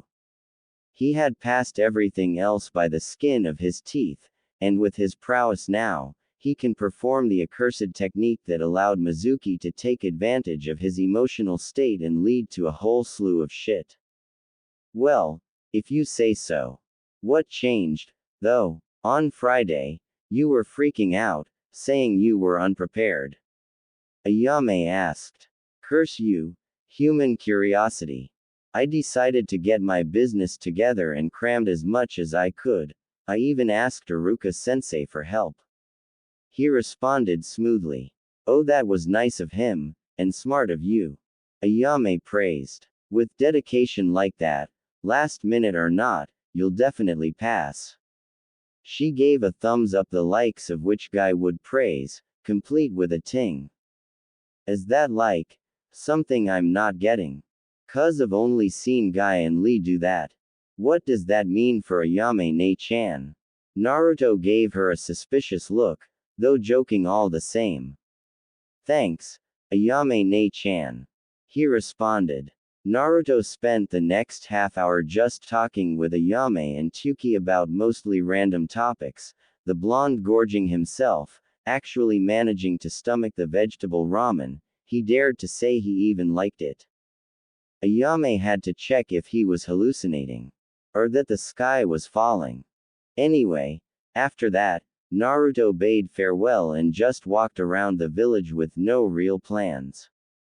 I really hate lying to everyone, but it's not like I can come out and say I suddenly know every jutsu that was, is, and will be because I'm from the future and 3 goddesses pulled me from the edge of death to fix the world. Yeah, that won't land me in the nuthouse at all. Naruto sighed and resigned himself to a future of lying to everyone just to cover his. But wait, how am I supposed to explain how I know a Konoha Kinjutsu? Exclamation mark. If I pass, Mizuki doesn't show up to trick me, and I don't get the forbidden scroll so I don't learn the Kage Bunshin. Oh Kami, does that mean I have to purposely fail? Naruto wanted to cry, he really did. There was literally no way for him to wait. Oh wait. He started to run back home. Let me have this. Oh sweet Cammy, just let me have this. He mentally begged as he hastily opened the gate and door, locking both behind him, and running towards the master bedroom. Reaching into the drawer he put his parents' letter in, Naruto unfolded it and looked towards the bottom. Yes. Oh thank you, yes. There it was. Kage Bunshin no Jutsu. Uzumaki have 2 large chakra reserves for the normal Bunshin as per Konoha's academy requirements, so the Nadaime taught our clan this technique to help us. With the Kyuubi, it'll be even harder, so this will definitely help, Sochi. Love, Mom. This time, Naruto did cry, both at the utter relief he felt, and this little bit of extra love his Ka-san left him. Naru-kun. You do realize that with the goddesses' gifts, you even know the normal Bunshin no Jutsu, right? Kashin piped in, amused at this whole situation. Single quote. Single quote. Naruto soared once he realized that. Without even a word, he formed the technique right next to himself, and reached over the bean it upside his head. And sure enough, his hand went right through it. He could hear Kashin laughing inside his head. Sighing in dejection at his completely pointless freak-out, Naruto put the letter away again and sat on the bed, thinking things over since the whole, being from the future, thing kick-started a whole heap of things he would have to hide until the appropriate time. But the point remains that I can't really be throwing around Rasengan and elemental jutsu right out of the academy. I guess I'll have to be subtle about things, and if anyone asks how I learned a technique seemingly overnight, I can just say I cheated with Kage Bunshin. Being subtle isn't really my thing, but I have no choice. Thankfully I don't have such limitations here at home, thanks to that Fuinjutsu barrier. Well, I don't have much else to do today but more. You know what? I'm just going to keep calling it training, even if it really isn't. More training. Getting off his bed and heading for the backyard, immediately starting his physical training, before thinking of something. It took him 4.5 hours to get completely exhausted, and that was from running and the various exercises. With a technique suddenly filling his head, he suspected Kashin's aid. He realized he could accomplish both at the same time using the Nadaime Tsuchikage's Bunritsu no Jutsu, which was a physical division of himself. Silently, Naruto grunted as his entire being was halved and split down the middle, the literal clone ending up standing beside him. With this technique, his power was halved, so both of them might have half as much stamina. That put them at 2 hours and 15 minutes before exhaustion. With half-hour breaks, they could work well into the night, ending with 3 simultaneous sessions of physical training, resulting in 13.5 hours. Let's get to work, Naruto once said, receiving a nod from his duplicate. 8 hours and 15 minutes later. 11:15 at night and dragging themselves to the master bedroom, both Narutos weren't exactly looking forward to the culmination of their stacked exhaustion. He would most assuredly pass out. With the designated first Naruto laying down, the second touched his shoulder and they began to fuse back together. Like a freight train to the skull, Naruto was knocked right out from the doubled exhaustion, Kashin merely shaking her head in amusement at the lengths he was going to fix himself. The next morning, awakening with a groan, Naruto slightly regretted his idea yesterday. Can't argue with the results, though. I got more training in less time. If I stuck with just myself with 4.5 hours, throwing in one break, I'd accomplish 9 hours of training and it would actually be later than I finished last night. I'd say it was worth it. At that thought, Naruto turned to the clock. 7 a.m. Cool. He had an hour to do everything before heading to the academy. With that in mind, he did his morning ritual of hygiene, clothes, and breakfast.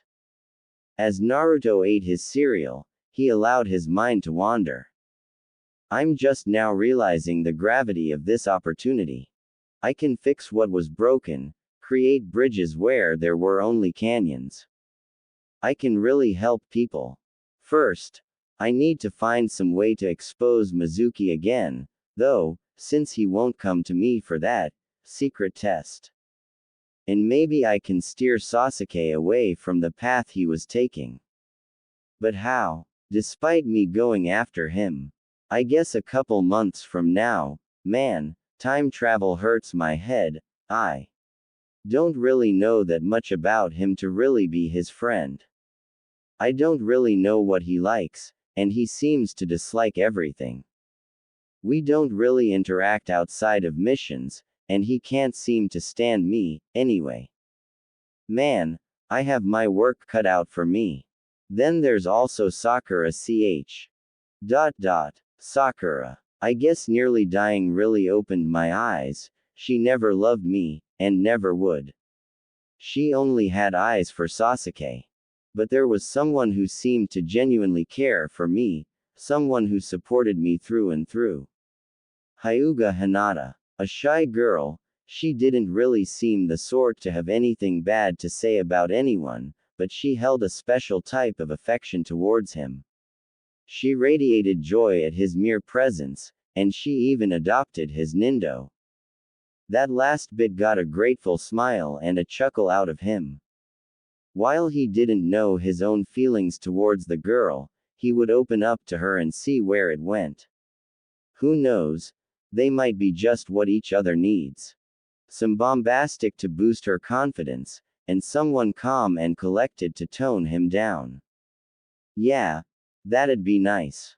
Blushing lightly when he noticed the time, finding he spent nearly 40 minutes thinking about the merits of extending a hand of friendship to Hinata, and maybe more, Naruto bolted up, having a clone do the dishes, while heading out to the academy, his pace becoming sedate the closer he got, a small smile on his face at the thought of everyone's reactions to his new look and the fact the Dobi would pass.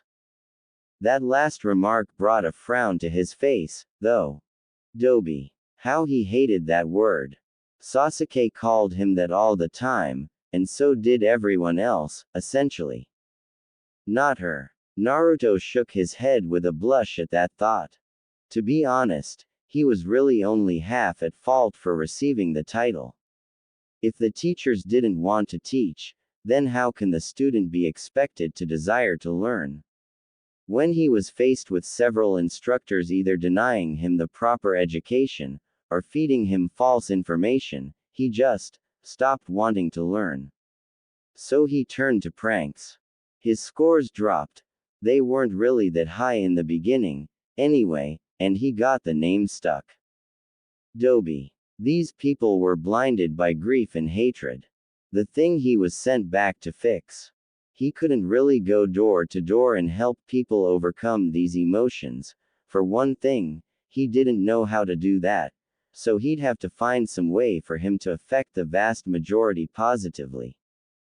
Gah. He slapped his cheeks lightly. This is too heavy for me to be thinking about so soon. I'll cross that bridge when I get to it. He decided, just as he approached the academy.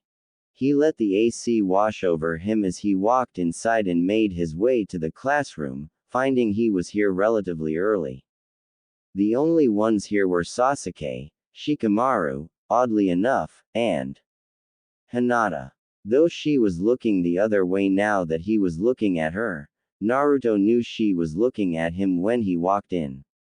Maybe even before, thanks to her Byakugan. Making a decision, Naruto walked past his normal seat beside Sasuke, and approached Hinata's row, the Hyuga heiress shaking growing as he grew closer. She looks kinda cute with her hands close to her face like that. Naruto observed before mentally slapping himself to get a hold of his hormones. Moving on from that, Naruto approached her row. Is anyone else sitting here? he asked, not quite remembering if every seat was filled. Of course, his graduating class wasn't just the rookie 9, there were some civilians and children of Shinobi he didn't quite remember that made up teams 1 to 6, after all. And no one sits here, was all Hinata could respond with, her face slowly turning red from Naruto's presence, especially when he nodded and sat down right next to her, and smiled at her with that grin she was very familiar with, even if he didn't know she was.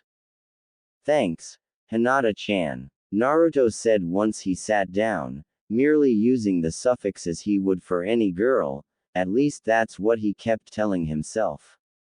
He tried not to stare at her when she blushed harder and brought her hands closer to her face, she just looked really adorable. Intending to take his mind off that, he struck up a conversation. So, you nervous about the exam? He asked. A little bit. How about you, Naruto-kun? She asked with that stutter Naruto suddenly found cute. What is happening to me? Where is this coming from? No way, I'm totally gonna pass. I'm sure you will, too, so maybe we'll be on a team together. Naruto praised, though mentally frowned since he already knew what was going to happen. He said it just to get her to smile. And what a smile it was. It was the kind of smile that made Naruto feel true warmth inside. Thank you, Naruto-kun. I believe why you'll pass, too, and it would be nice for us to be on the same team. Hinata responded, rephrasing what she truly wanted to say, that she wanted them to be on the same team.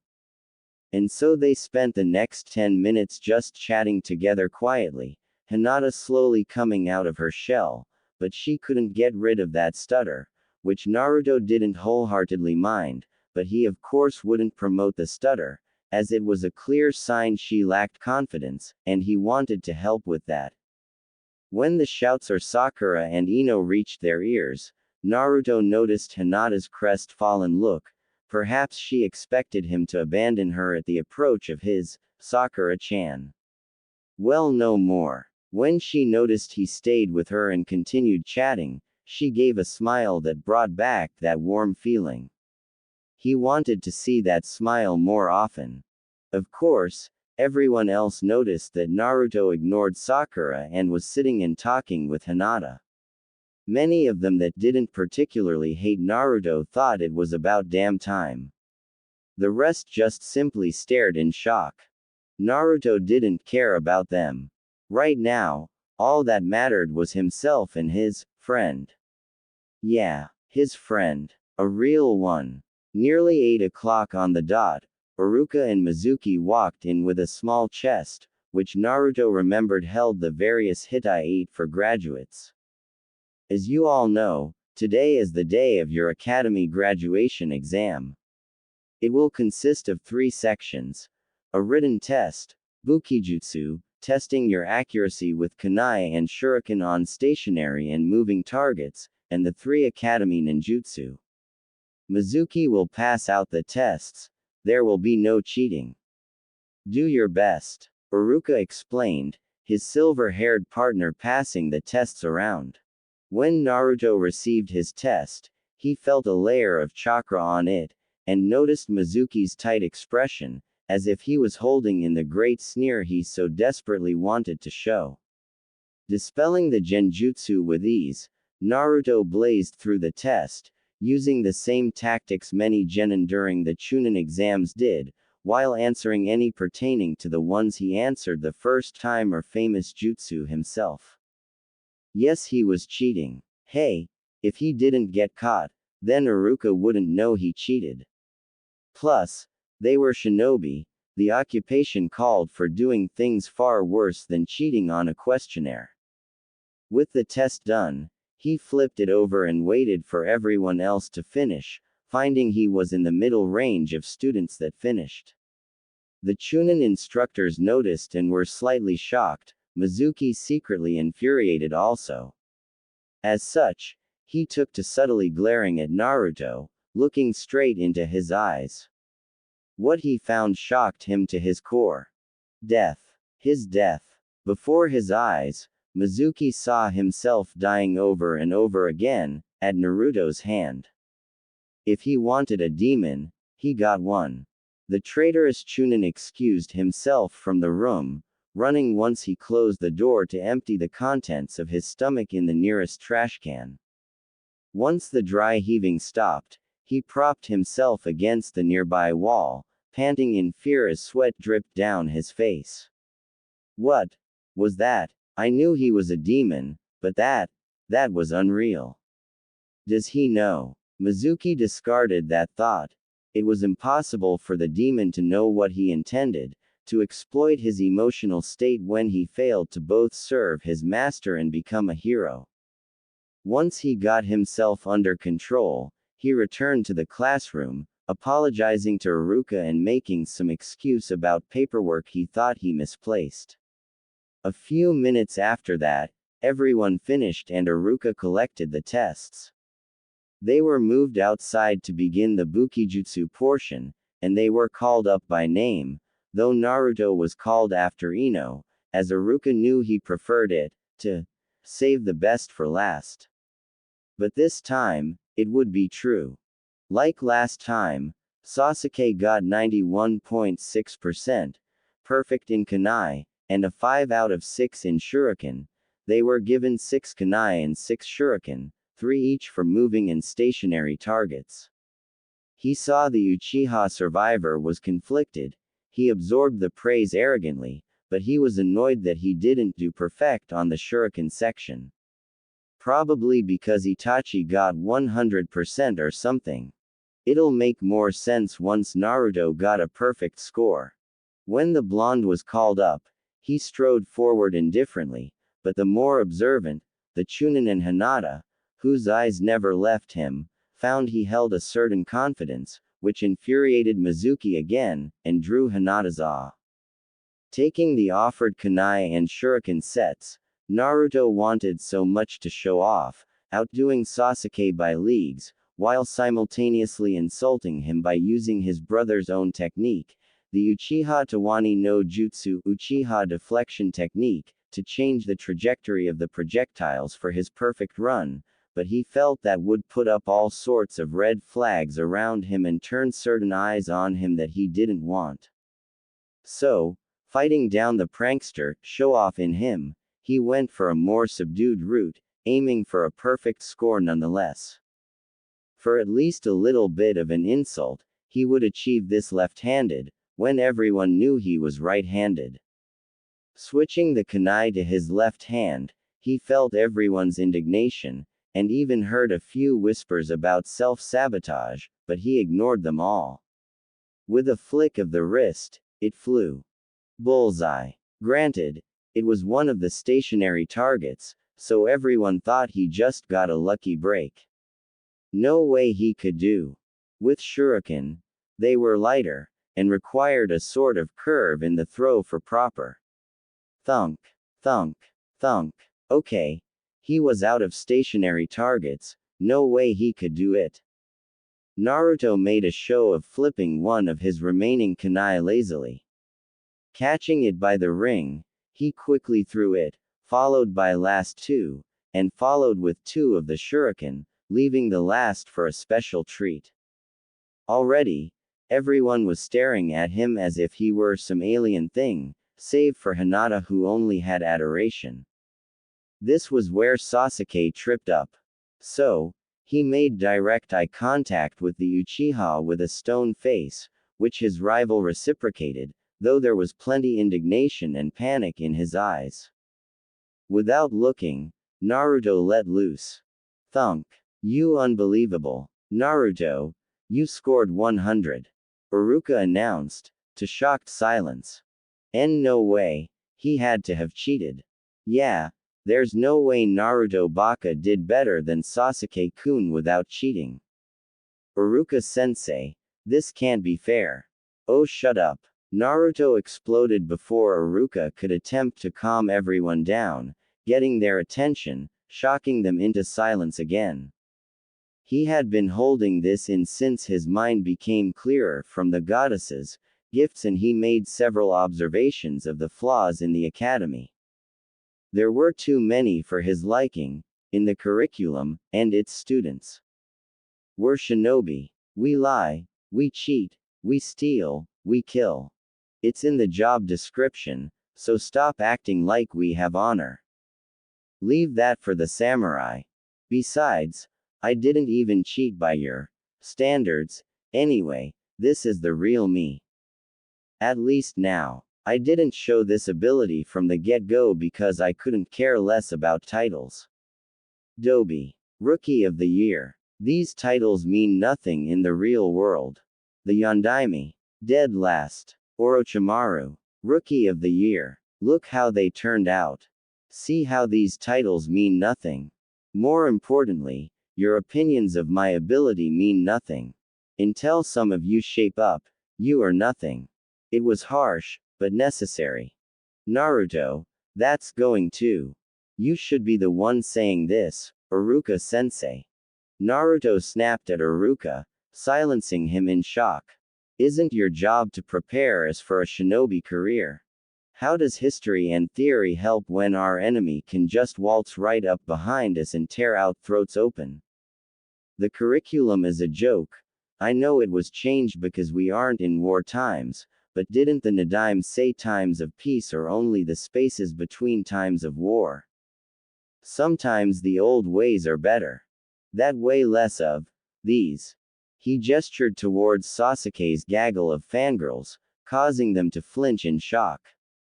Pass and more competent shinobi can aid Konoha instead of just becoming nameless corpses far from home, or worse.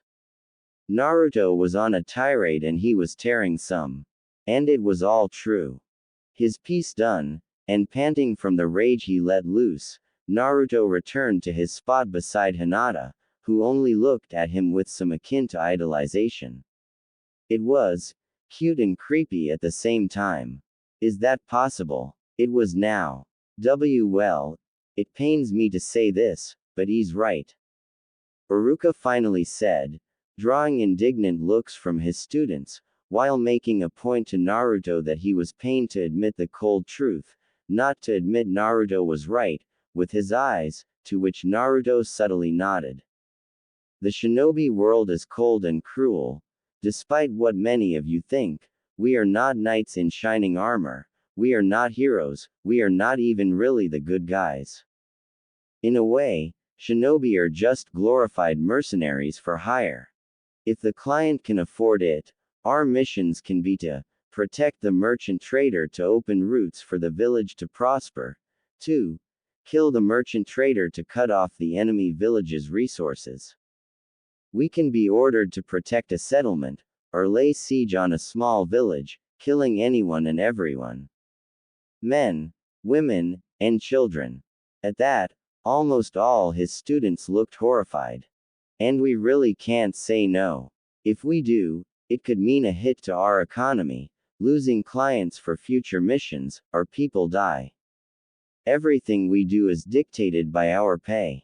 And despite his temperament, Naruto was right about one other thing. The academy curriculum is poor, a shadow of what it once was, the type of curriculum that produced splendid shinobi from the get-go, and also, a lot of you aren't ready. His students gasped in shock. From what I've seen, through some miracle, only 7 of you are truly ready for the life of a shinobi, though it might seem unfair since several of them are from powerful shinobi backgrounds, that only qualifies half their potential, the other being what they do with it. That being said, I'll be passing you based partially on your scores, but mostly on whether you are truly ready or not. While the academy is here to be a basis for your future, most of you have become reliant on it, and I foresee you don't intend to change, or may take too long to change. He decided, seeing many of them were about to turn on Naruto in accusation, he interfered to set the record straight and spare them from a furious-looking Naruto who probably intended to explode on them again. Now listen here. None of you blame Naruto for telling the truth. I'm sure he's doing this for your benefit as well. He said, turning to the blonde for confirmation, sighing in relief when he received a nod and, surprisingly, a warm smile towards his students, taking them aback. Wholeheartedly. I don't do this because I hate you, or think less of you, but because I see what you can become. Splendid. Brilliant. Absolutely beautiful. You can be so much more than you are. I won't say you'll be the next Yondaime or even Shadaime, because you won't.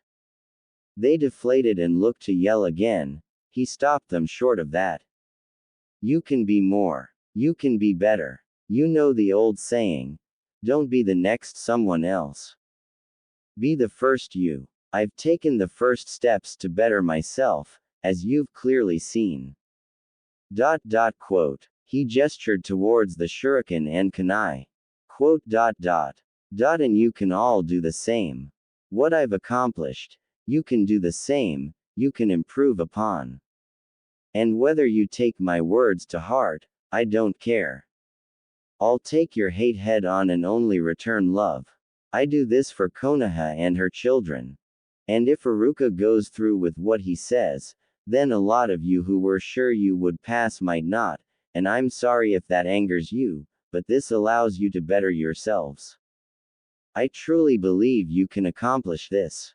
Naruto finished his speech, cooling himself down from his tirade, successfully diffusing their anger into cool acceptance, if weighed by varying levels of annoyance. Just thinking of something, Naruto quickly added. And remember, there are no shortcuts, no matter what anyone else says. He was looking right at Mizuki when he said this, taking joy in his curious expression when the Kyuubi brat appeared one step ahead of him. His pretty little speech didn't convince him one bit, honeyed words covering deadly venom. Mizuki had intended to approach one of the possibly many failing students with a promise of a free pass if they brought him the forbidden scroll of seals, but now that plan was shot down before it could even launch. Well said, Naruto. Iruka complimented, absolutely beaming in pride at his students' words of wisdom, harsh as they were. Naruto's words were the kick in the he, and possibly everyone, needed. He would make sure to approach the Sandaime about the blonde's words and possibly petition for the old, better curriculum, so these shinobi and fangirl kunoichi could quickly become a thing of the past. He also intended to approach Naruto about his words, questioning where this all came from as it seemed out of the blue. Many of the students nodded in solemn acceptance as they realized the gravity of their situations, but ultimately didn't blame Naruto, even the children of Naruto haters. Naruto just got a massive boost in his peers' opinions of him. Oh, and poor Hinata was practically drooling at how amazing he was, and the things he said. She just might faint. Realizing his friend's current state, Naruto chose it as the perfect moment to take that first step.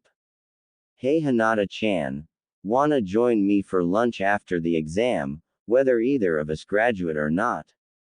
He asked. She fainted. Ah, Hinata, Naruto yelped, appearing beside her and doting on the poor girl, drawing several chuckles from his classmates. Despite the person that just opened their eyes Naruto seemingly became, he was still Naruto. 30 minutes later, Iruka moved the class back into the classroom for the ninjutsu section, Naruto having successfully awoken Hinata, with Kiba's help, since she passed right back out when his face was the first thing she woke up to. The heiress sat in her seat, seemingly permanently crimson with her embarrassment, Naruto smiling at her silliness, while blushing lightly as the image of her peaceful face asleep was stuck in his head.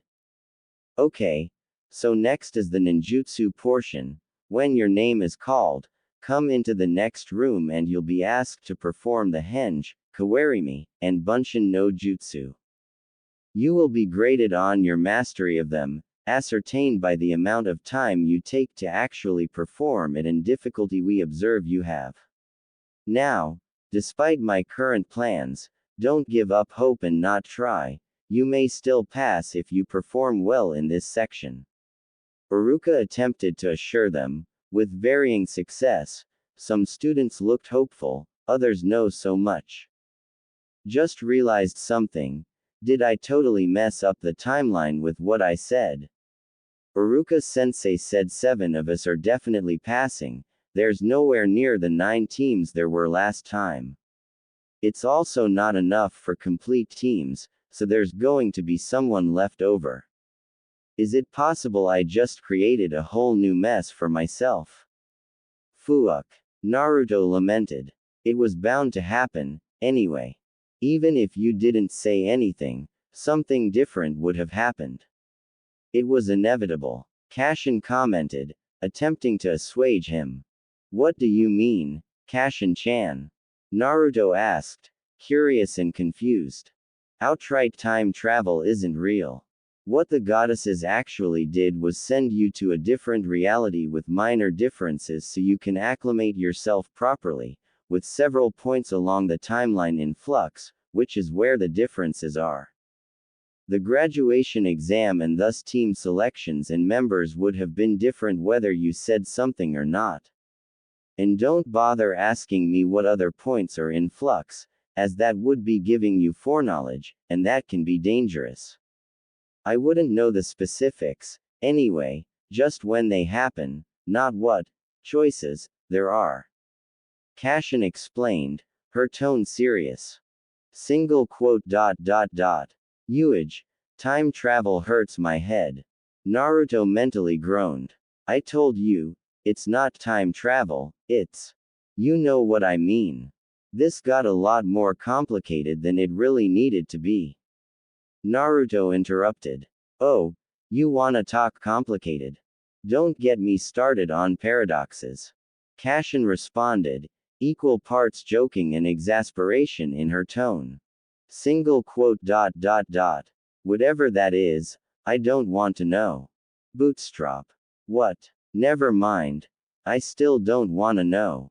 Yuto. Uzumaki Naruto. Uruka calling him up snapped him out of that conversation, causing him to sheepishly rise and follow Uruka into the next room, sadly finding a lot of headband-less students, though none of them really glared at him, save for some of Sasuke's fangirls, but not all, so that was a plus.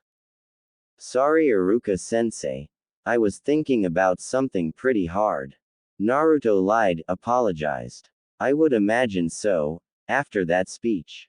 Think next time you could tone down the veiled insults, though. You really hurt those girls when you talked about their obsession that way. Uruka chastised lightly while they were in the hallway between rooms, the doors thankfully keeping their conversation muffled no matter how much one tried to listen in. Frowning, Naruto was equal parts guilty and headstrong in his words. I never meant to hurt anyone, but my thoughts still stand. Their infatuation and mannerisms such as dieting will get them, and their comrades, killed, so they need to shape up. He responded passionately. Sighing, Uruka had to agree. I suppose so, but you could have been nicer. They're really only partially to blame, as you pointed out about our curriculum. He said. Quote. True. You gonna go to JII-san about that? Naruto asked. I really wished you'd show the Hokage more respect, but I know it won't stop. Uruka responded exasperatedly, to Naruto's amusement. But yes, I plan to bring this to Hokage-sama. Perhaps we can reach a compromise, a bit of the old and a bit of the new. Uruka thought. That all depends on him. Now let's do this. I want my Hitai 8. Naruto responded confidently. I sure hope you worked on your clone technique. Uruka wished as he opened the door to the room, Mizuki mysteriously absent. We'll see, was all Naruto said, though his smirk spoke volumes. Well, you know the drill. Henge first. Uruka asked of him, clipboard in hand. Wordlessly, motionlessly, Naruto disappeared in a puff of smoke, the Sandaime taking his place, complete with his beloved pipe, and a small orange book he seemed extremely enraptured in. Hee. Oh, Amy-chan, how interesting. With a light blush and tick mark, Iruka beamed the transformed Naruto in the head, momentarily forgetting he did the technique seamlessly and without vocally invoking it, only to find it was deflected by the corporeal hat, causing his embarrassment and annoyance to disappear, replaced with shock. How? He stuttered. The normal transformation was an illusion, the change is only on a cosmetic level. Oh, yeah, my henge is kind of special. Naruto explained lamely after changing back. His transformation technique was like this before this whole mess with the goddesses happened. Quote. I'll be sure to bring this up with the Hokage, as well. Naruto, you might have created a new jutsu altogether. Iruka commented, steadily getting over his shock. Really? Cool. Naruto responded with a wide grin. Chuckling at his response, Iruka checked off henge with a quick note on the side. Next, carry me with this chair. Iruka ordered lightly. The next second, Naruto was standing beside him, looking over his shoulder at the clipboard. You should probably add, Naruto is awesome. Somewhere on that, he commented conspiratorially. Iruka jumped in alarm at the quickness with which he performed the technique, also seamlessly and silently. Get back there, he demanded, pointing to the chair. Shrugging nonchalantly, Naruto switched with the chair again. Now 3 Bunshin, Iruka said, silently wishing Naruto the best. In 3 puffs of smoke, the required clones appeared behind Naruto, standing stoically. Iruka visibly sagged in relief when they weren't sickly or appeared on the verge of dying. Checking that off, he put the clipboard down and gestured towards the Hittite before it. Wonderful Naruto, you pass. Now all that's left is for you to pick which headband you want, and you're officially a genin of Konoha. Iruka congratulated and advised, though he planned to bring up Naruto's seemingly perfect mastery of the jutsu to the Sandaime. Thanks Iruka-sensei. Though that, officially a genin, thing isn't really true. Damn you, Kakashi-sensei. Mentally shrugging his shoulders, Naruto moved forward and picked up the Hittite with the black cloth and wrapped it around his forehead, keeping his growing bangs at bay from his eyesight. Naruto returned to the room, headband on display, and was immediately assaulted with, congratulations. Hey, way to go Naruto. I should have known you'd pass, good job. Guess all your training and determination paid off, huh? It was enough to nearly make him cry. By reaching out to people with kindness, they returned it, and Naruto was accepted. He thanked them, and repeated his words from earlier, that they could pass next year, and be even better than they perceived him to be. With that, he returned to his seat beside Hinata, returning her radiant smile that she graduated as well. As far as he could see, Team 8 as a whole graduated, and Teams 7 and 10 minus their kunoichi graduated, so Sakura and Ino didn't graduate. Perhaps it was for the best. While Ino was slightly better than Sakura, the Chunin exam preliminaries showed that wasn't by much. So that meant one team would need to be filled in, and another would have an extra member, unless JII-san allowed an apprenticeship. Possible but doubtful. Iruka returned to the room and gave his speech. Congratulations to those of you who graduated, and apologies to the great amount of you that didn't, but as we learned today, this allows you another year to become even better than you thought possible. I will seek out a method to better the curriculum, so I can further facilitate your progress.